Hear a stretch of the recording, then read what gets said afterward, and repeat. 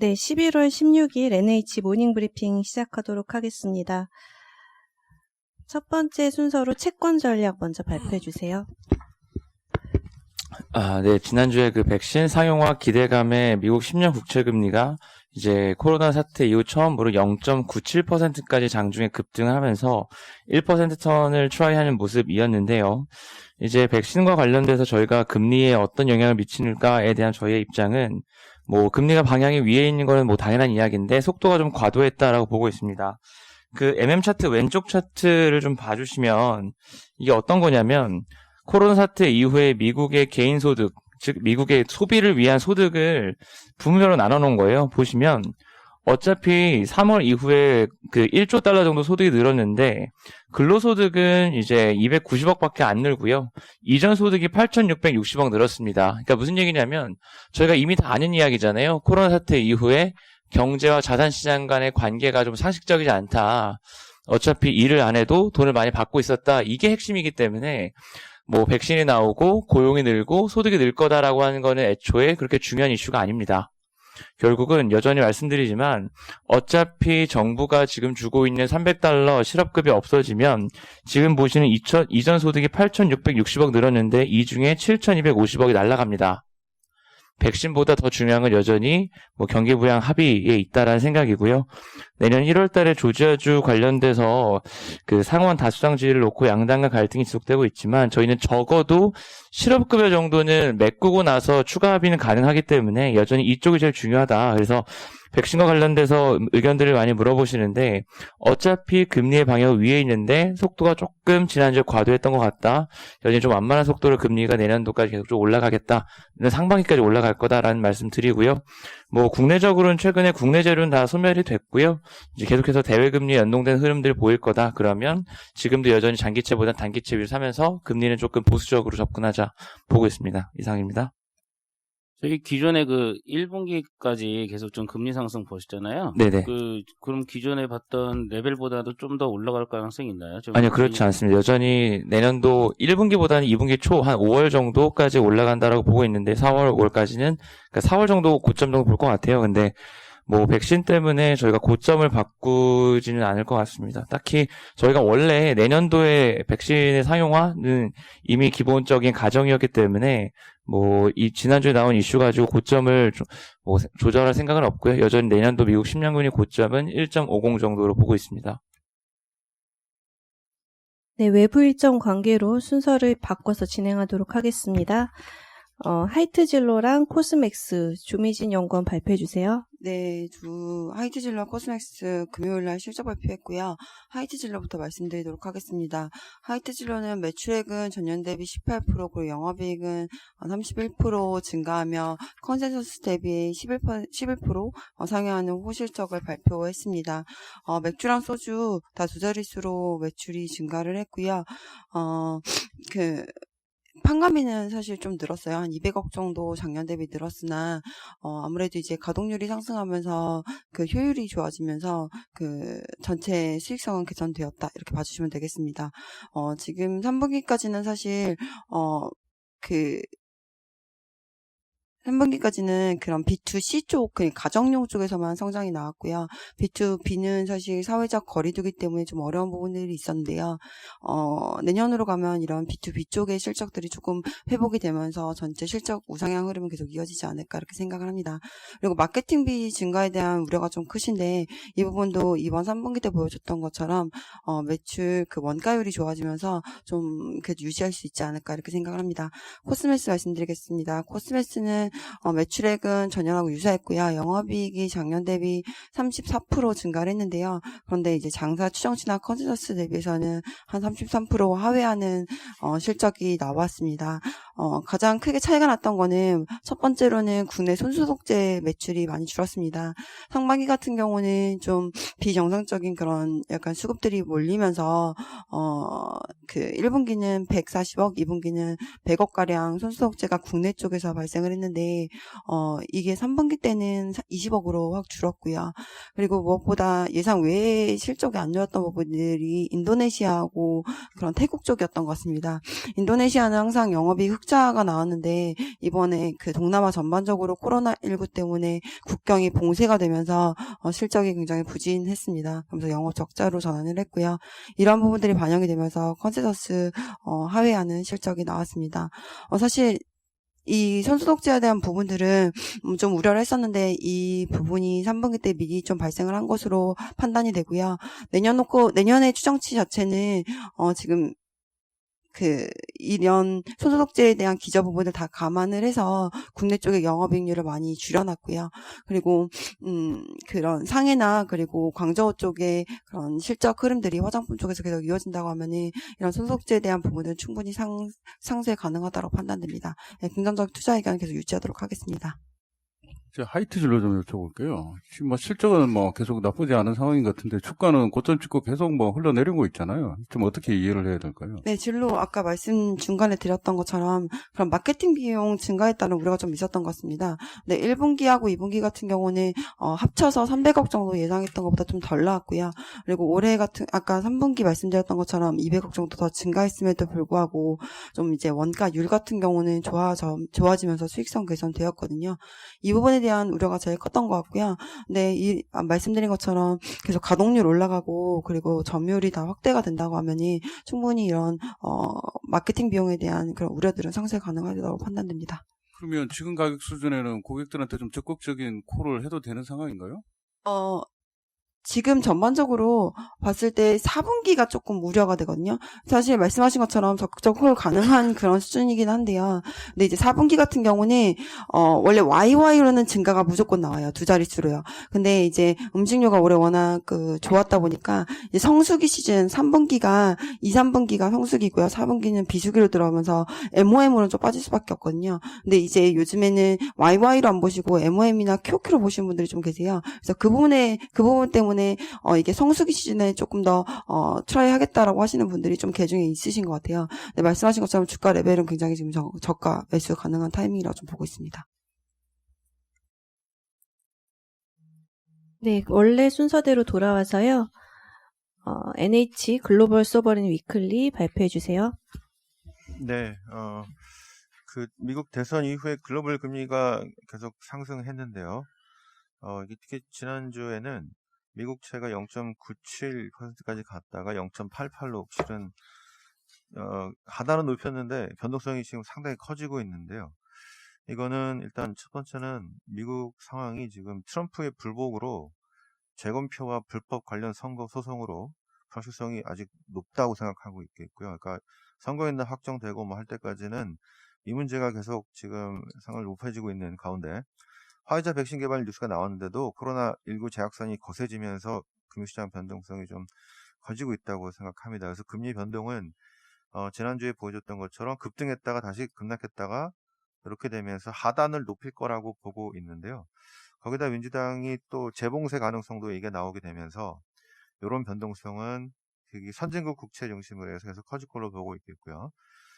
달러 약세 기대감 때문에 신흥국은 달러보다는 로컬 쪽이 저희 범위다. 그래서 이제 브라질도 그렇고 멕시코, 터키 등등의 환율이 지지난주 강세로 갔다가 지난주는 코로나19라든가 각국의 문제들 때문에 다시 약세로 이렇게 변화된 상황인데요.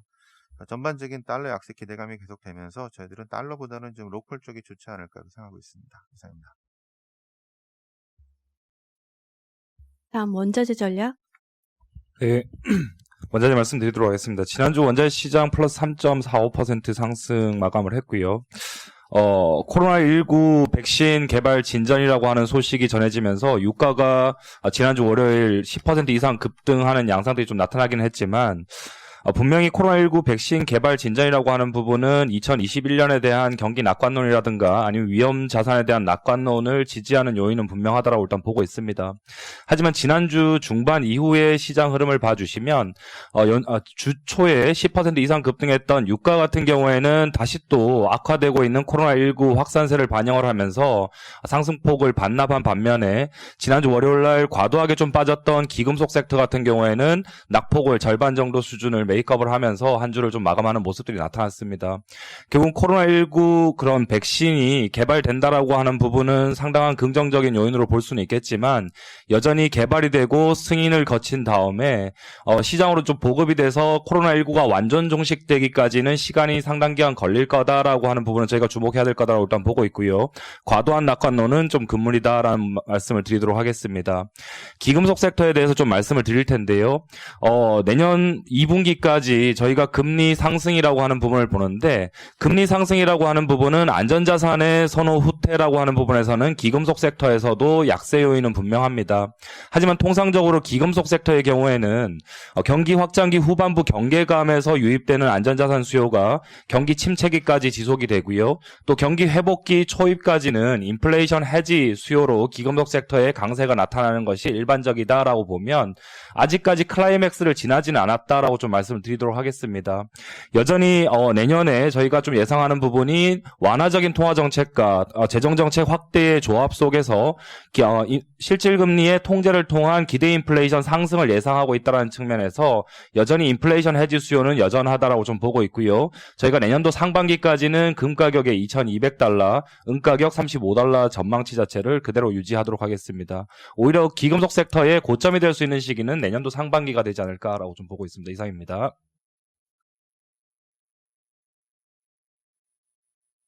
네, 산업 기업 분석으로 넘어가서 휠라홀딩스 말씀드리도록 하겠습니다. 지난주 금요일날 실적 나왔는데요. 엄청 잘 나왔습니다. 일단 아큐시네트는 알려진 대로 이제 골프가 이제 코로나 시대에 뉴노멀 인기 스포츠로 자리 잡으면서 굉장히 잘 나왔고요. 그리고 휠라 본업도 우려보다는 양호한 실적이 나왔습니다. 일단 중국 쪽에서 소비 회복이 빠르게 되고 있고요. 그다음에 미국에서도 재고 보충 수요와 채널 다변화 그리고 이커머스 고성장 등으로 실적을 방어했습니다. 동사 내년에 좀 상품업과 상품 라인업과 판매 채널 확장이 두드러질 것으로 그렇게 보고 있습니다. 그래서 지금은 약간 패션 스포츠웨어에 가까운데요. 요즘에 이제 에슬레저룩 라인을 지금 좀 많이 강화하고 있고요.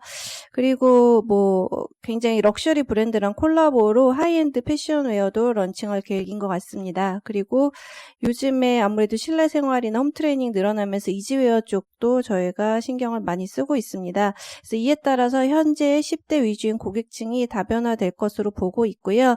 또 최근에 이커머스 전담 조직 설립하고 D2C 자사몰에 굉장히 힘을 쏟고 있는데 이런 것들이 좀 의미 있는 실적으로 기여할 수 있을 것이다라고 그렇게 생각을 하고 있습니다.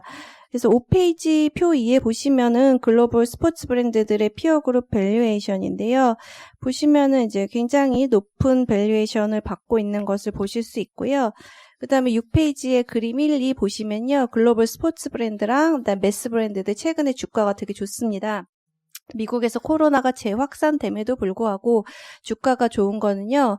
코로나로 인해서 D2C 온라인으로 채널이 변화해서 체질 개선이 된다라고 시장에서 좋게 보고 있기 때문에 그렇습니다. 그래서 당장의 어떤 소비 심리 이런 것보다는 지금은 구조적인 채널 변화를 좀 바라봐야 될 시기라 보고 있고요. 이렇게 글로벌 이제 패션 사업들의 주가가 좋기 때문에 저도 이것을 반영해서 미국과 글로벌 사업의 타겟 PER을 15배에서 18배로 조정을 하였고요.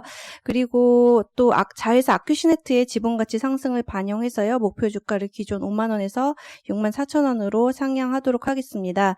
내년 기준 PER이 9배에 불과합니다. 저희가 이게 글로벌 이제 소비재 종목이고 그리고 또 온라인으로의 확장 가능성이 있다라고 생각한다면 밸류에이션 리레이팅은 지금 무리 없을 것 같다라고 생각하고 있습니다.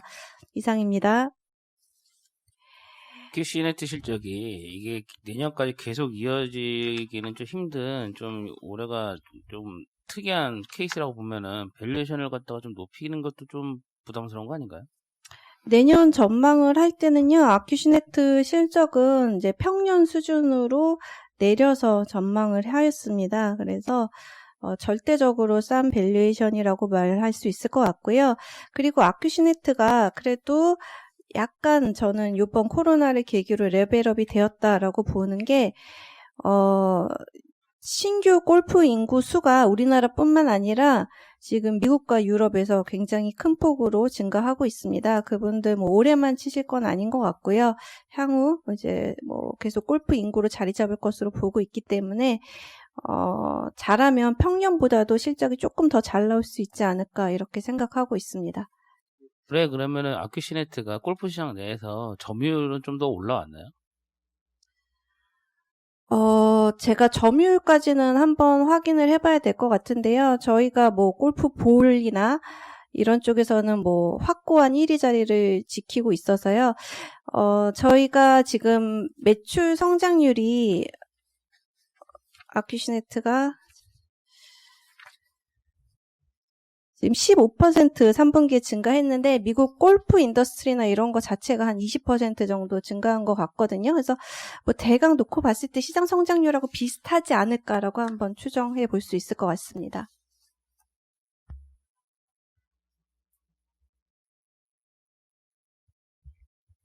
다음으로 한화와 GS 김동현 위원 발표해 주세요. 예, 한화 말씀드리겠습니다. 매수 의견 유지하고요. 목표 주가를 37,000원으로 올렸습니다. 실적은 상당히 잘 나왔는데요. 뭐 한화 솔루션 어닝 서프라이즈 나온 거는 보셨을 거고요. 한화 생명도 시장 올라오면서 변액 보증 중비금 환입된 건이 있었고 에어로스페이스도 나쁘지 않았습니다. 계열사 전반적으로 좋았고 한화 건설만 지금 코로나 때문에 이라크 주택 공사가 멈춰 있는 상태이기 때문에 실적이 좀 안 나왔고요. 4분기에도 한화건설권 그리고 자체 무역 쪽은 구조조정 비용 반영될 것이 있는데 요거 제외하더라도 나머지 부분들은 뭐 계속 어닝 모멘텀 좋게 나올 걸로 보고 있습니다. 투자 포인트는 바뀐 게 없고요. 방산 사업이 안정적으로 이익을 끌고 있고 그리고 신재생 쪽에서 한화솔루션이 하고 있는 태양광 사업 그리고 H솔루션을 주축으로 해서 수소 사업 기회 갖는 것들이 앞으로 성장을 주도할 수 있을 걸로 보고 있습니다. 자회사들 주가 변동하고 요거 반영해서 목표 주가는 목표 할인율 45% 계속 유지한 상태에서 37,000원으로 상향 조정을 했습니다. 다음 GS인데요. 뭐 실적은 GS EPS 가동률 올라간 거 그리고 GS 홈쇼핑 실적 좀 잘 나온 거 말고는 특이할 사항이 없고요. 연간으로 봤을 때는 GS 칼텍스 손실이 불가피하고 그럼 배당 올려주기가 어렵기 때문에 올해 말에 지급될 배당 수익, DPS는 일정 부분 줄어들 거라고 보고 있고요. 배당 매력 감소되고 내년 이후에 좀 어떤 기회를 모색해야 될 것 같습니다. 이상입니다. 그럼 DPS 조정하셨나요, 이번에? GS요? 네. 예, GS는 작년보다는 좀 빠지는 걸로 일단 했습니다. 사실 이전에도 한 6, 7년 전에 GS 칼텍스가 손실이 난 적이 있었고 그럼에도 불구하고 배당을 좀 올려주긴 했어요. 그때는. 근데 그래서 전년하고 비슷한 수준에서 조금 빠지는 수준에서 그 GS에서 배당을 주긴 했는데 이번에는 그때보다 좀 상황이 더 안 좋은 상황인 것 같고요. 작년 수준으로 배당을 주긴 좀 어렵게 봤기 때문에 줄였습니다.